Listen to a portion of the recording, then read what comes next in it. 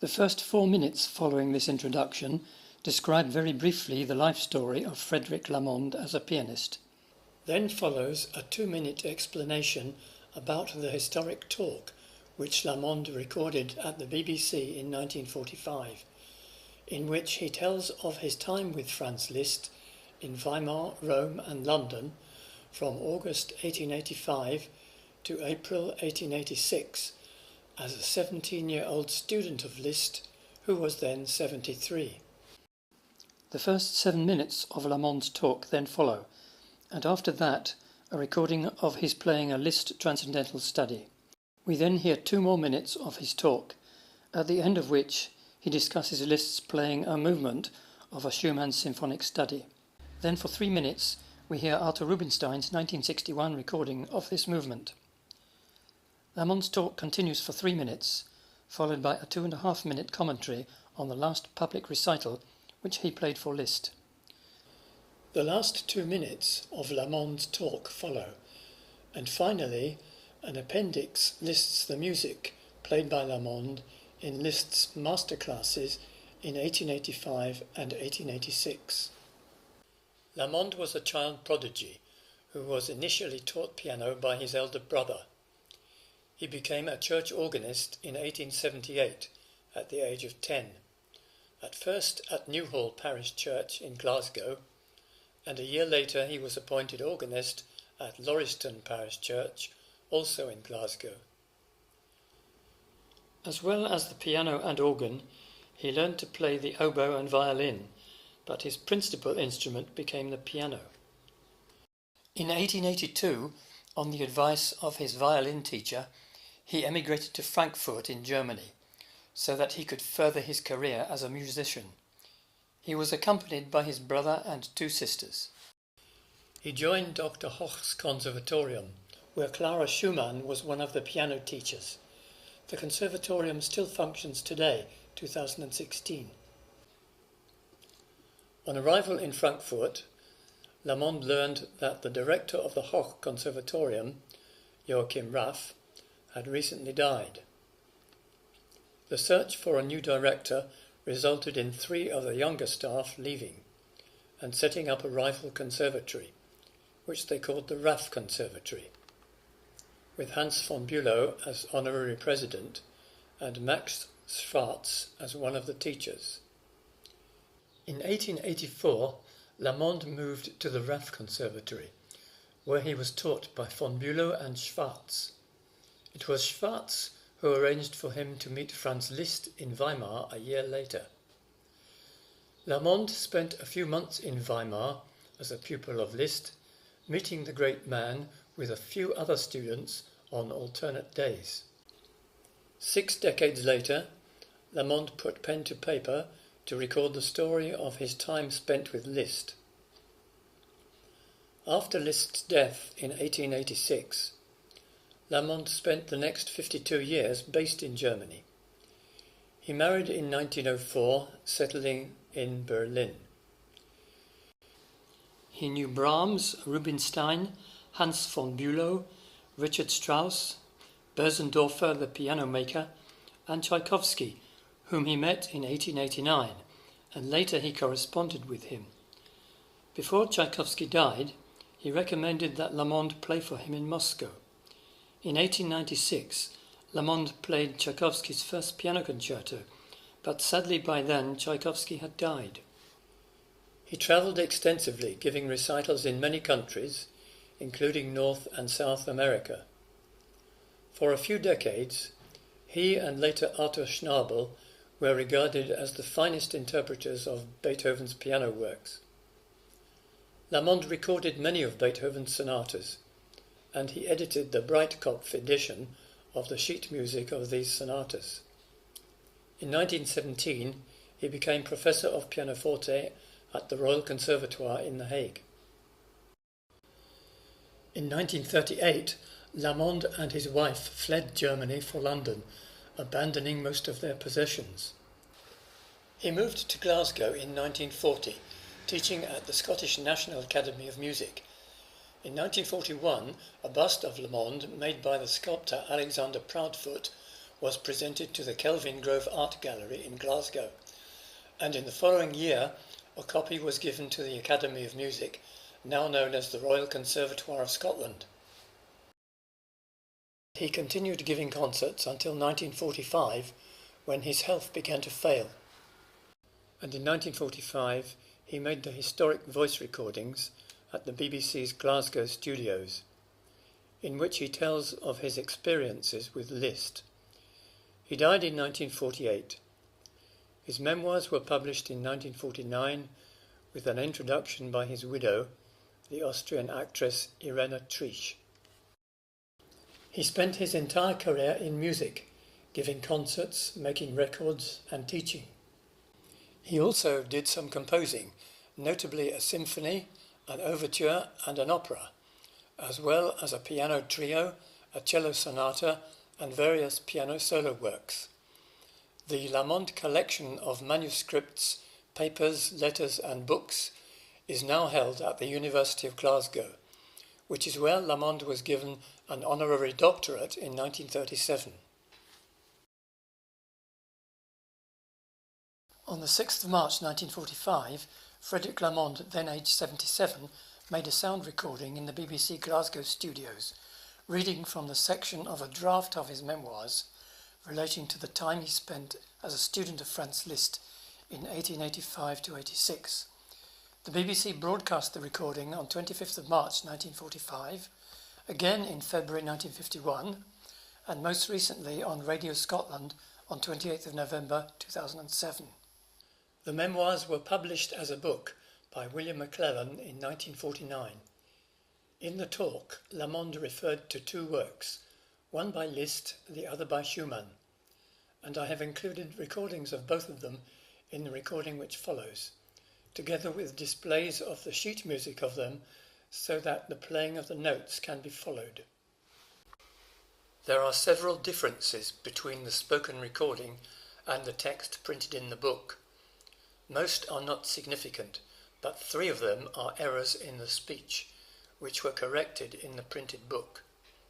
I have displayed on the screen the text scanned from the book, at the same time as Lamond speaks, and I have highlighted the 3 errors. The viewer can thus perceive the differences by watching the displayed text as it is heard.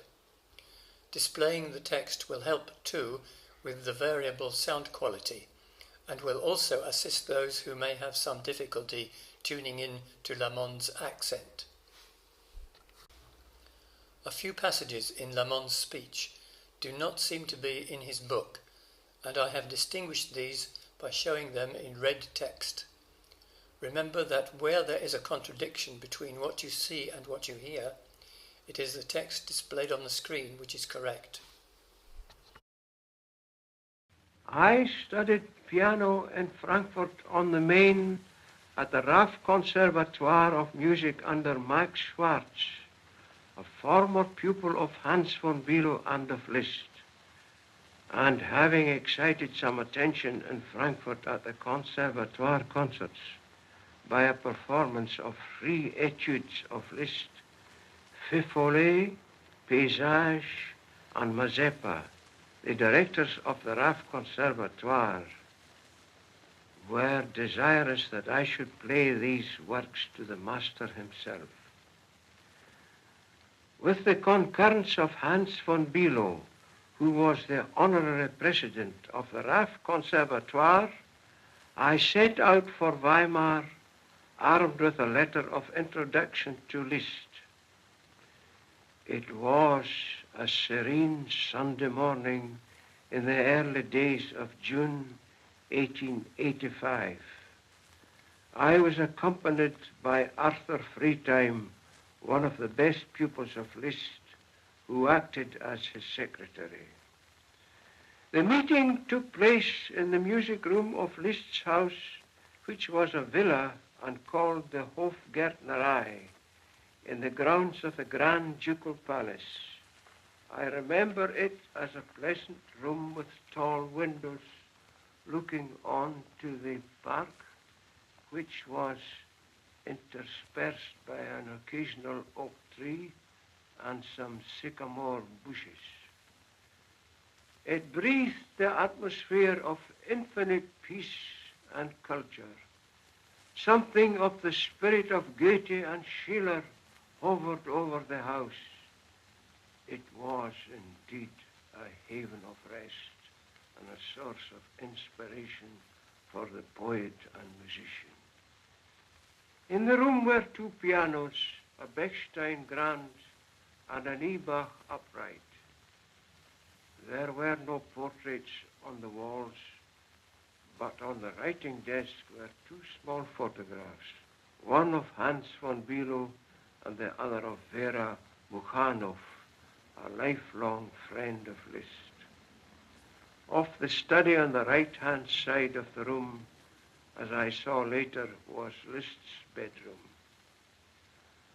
Over the bedstead hung a large cross and a picture of his named saint, St. Francis of Assisi. Suddenly the door of this bedroom opened, and there stood before me the man who as a child had received the kiss of consecration from the mighty Beethoven himself, who had been during their lifetime the friend of Chopin, of Paganini, the pioneer for Hector Berlioz and Richard Wagner, the inventor of a new form in orchestral music, namely the symphonic poem, the teacher, the preceptor of Karl Tausig and Hans von Bülow, and all the great pianists from the 40s of the last century down to that day in 1886.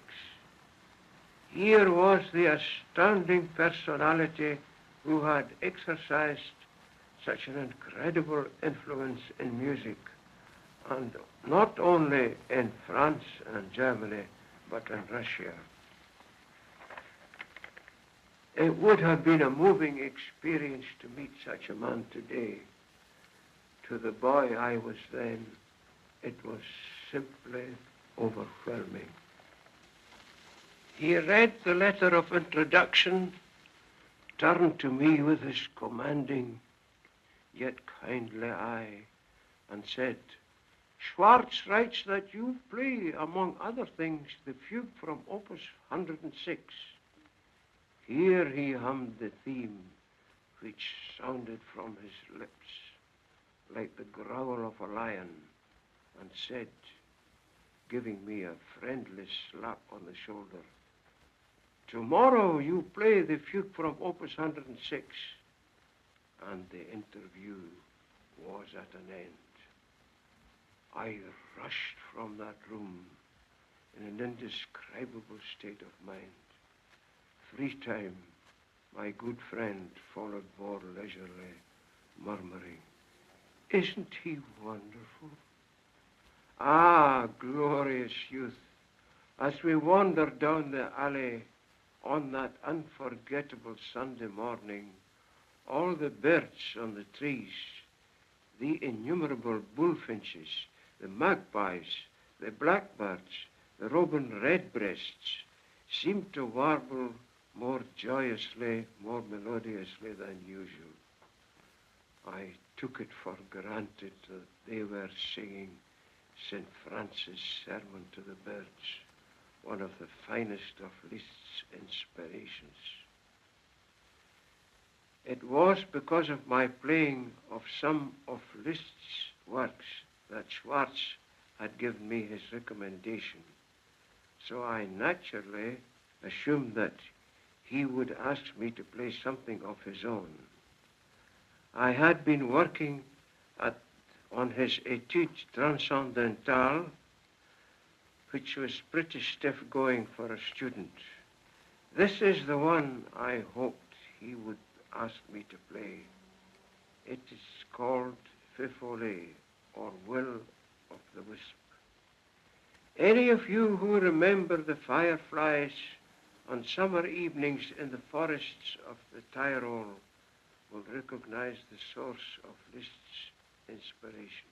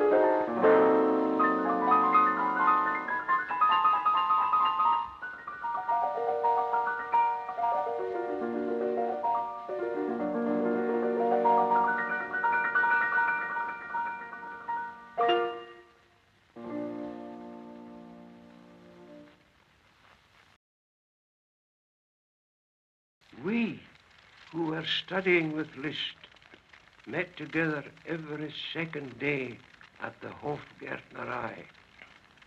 Sometimes there were only a few of us, and he could be very strict, even severe in his remarks.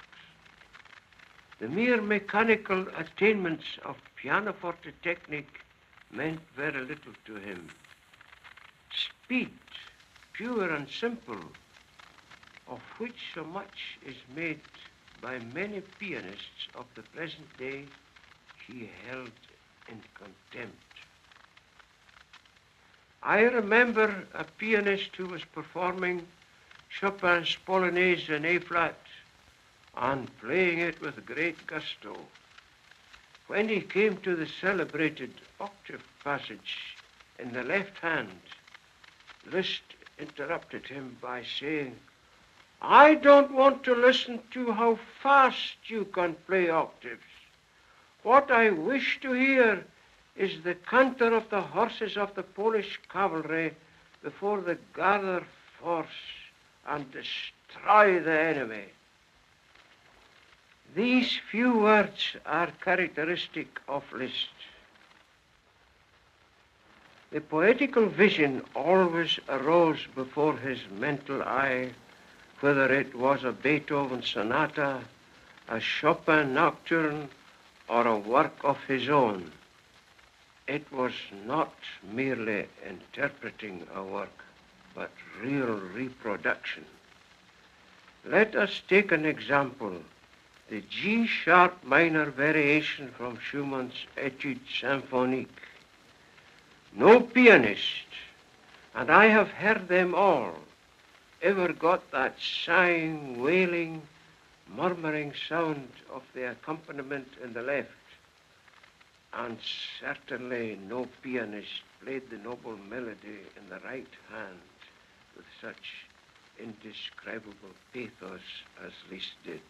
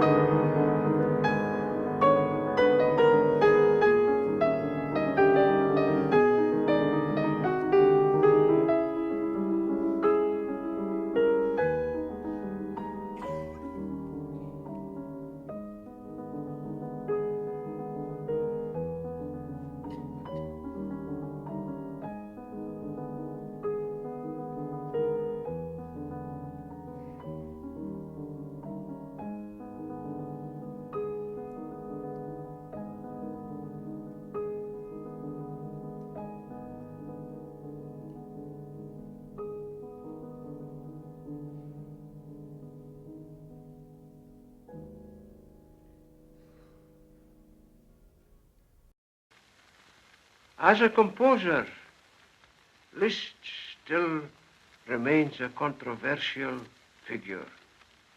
He has enthusiastic advocates and equally energetic detractors. Ravel, Debussy, Scriabin, Stravinsky, Bartók and Hindemith, every one of these men has received justice and appreciation in our day. Not so Liszt. I think I can give an explanation. Liszt cannot be classified.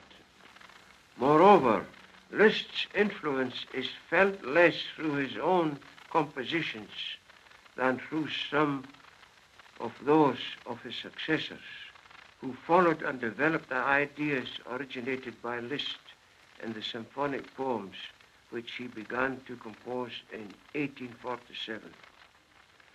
A polyphonic composer such as Richard Strauss, for example, with his highly complex orchestral technique, makes more of the metamorphosis of theme that Liszt exploits in his Faust Symphony than its originator could do.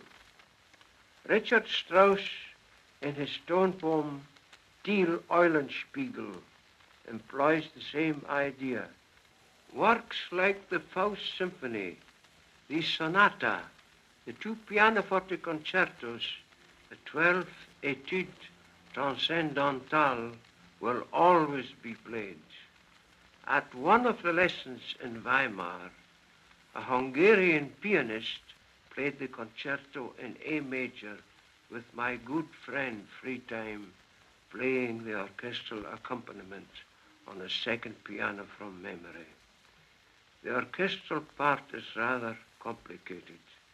Liszt said to Freetime, "What? You play the orchestral part from memory?" And Freetime answered, "Yes, and I love every note of it." I shall never forget the solemn look on Liszt's face as he raised his hand and with eyes uplifted he said quietly, "I can wait. Ich kann warten." I played all the principal pieces of my repertoire in these lessons in Weimar and followed Liszt to Rome and again to London in April 1886. The last concerts he ever attended were a concert given by Staffenhagen and a recital given by myself at St. James's Hall in London. At this point, it is worthwhile pausing Lamond's talk to learn more about his recital at St. James's Hall, to which he just referred. Alan Walker's 600-page book, entitled Franz Liszt, The Final Years, 1861 to 1886, is a goldmine of information about Liszt. In the spring of 1886, Lamond had arranged to play a series of recitals in London, and his friends persuaded him that his 4th recital should be at St. James's Hall. The concert was arranged for the afternoon of Thursday the 15th of April, and he had invited Liszt to attend. Alan Walker writes, Lamond's programme of music was made up of a formidable series of pieces. Liszt took a fatherly interest in the artistic welfare of his students. His presence in the audience was meant to set the seal of approval on their careers. Lamond's recitals were making the critics sit up and take notice.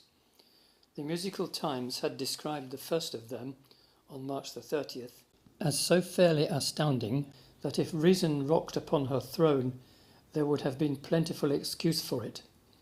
To find such a mere lad in the possession of such Herculean powers was sufficient to make the musicians believe that the millennium was at hand. Unfortunately, Liszt arrived at the hall late, and Lamond was already well into the middle of the programme as the master took his seat. When they spotted the familiar white-haired figure, the audience rose and cheered. In the words of one newspaper reporter, it disturbed the smooth sequence of events. Fortunately, Mr. Lamond did not lose his nerve, though he certainly looked anxiously round at the master at the conclusion of each piece. At the end of the recital, Lamond was recalled twice, and Liszt stood up and bowed towards his young protégé. Here is the full press review from the Musical Times as it appeared in the 1st of May 1886 edition, commenting on Lamond's recitals from the 26th of March up to the 4th recital on the 15th of April with Liszt in attendance. The review is shortly to be displayed in 4 legible parts, so if you wish to read it, you must pause the video as each part appears and then resume in order to move on to the next part.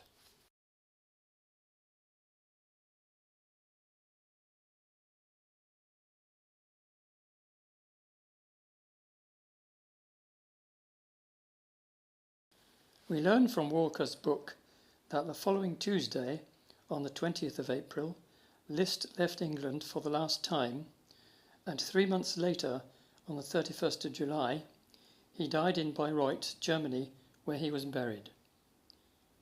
Now let us resume Lamond's talk. Liszt never charged a fee from any of his pupils, and we all looked upon him with a feeling akin to adoration.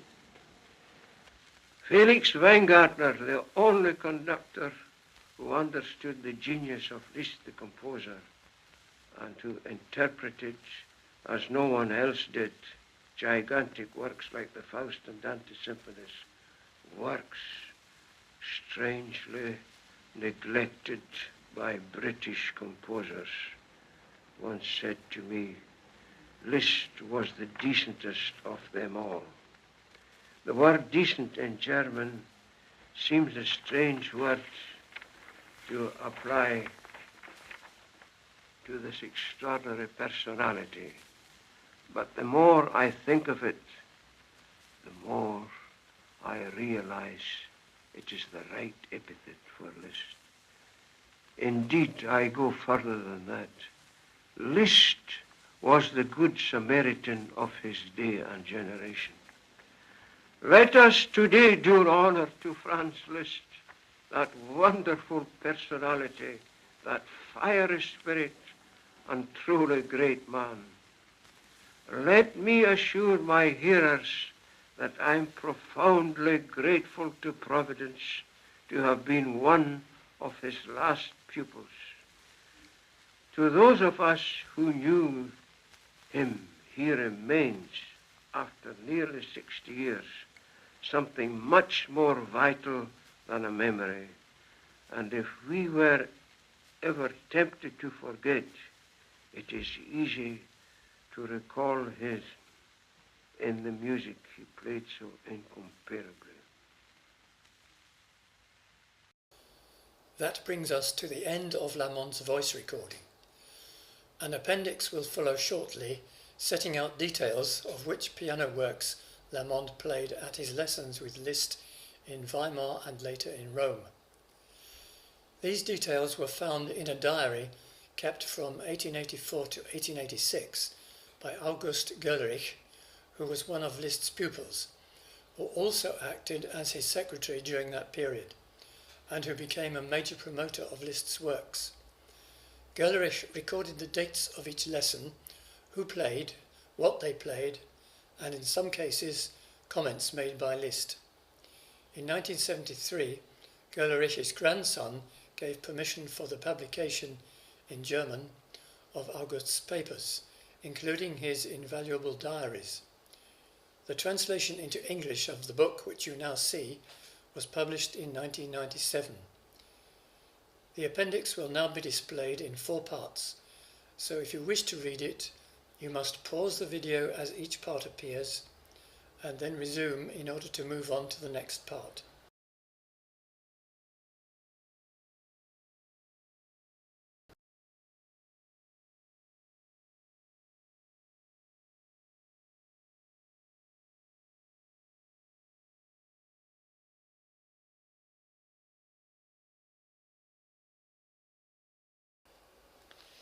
Göllerich recorded in his diary that after leaving Rome, Liszt's next lessons were given in Pest, and his last ones in Weimar. Lamond did not attend these lessons. Before Liszt's final return to Weimar, he visited London via Paris to attend concerts arranged by his pupil Walter Beisch. It was during this visit that he also heard Lamond play. Liszt's last lesson was given in Weimar on 26th of June 1886, and Göllerich played Liszt's arrangement of a motif from Gounod's opera Romeo and Juliet as the final work of this lesson. Appropriately, as it turned out, it was called Les Adieux, for Liszt died 5 weeks later.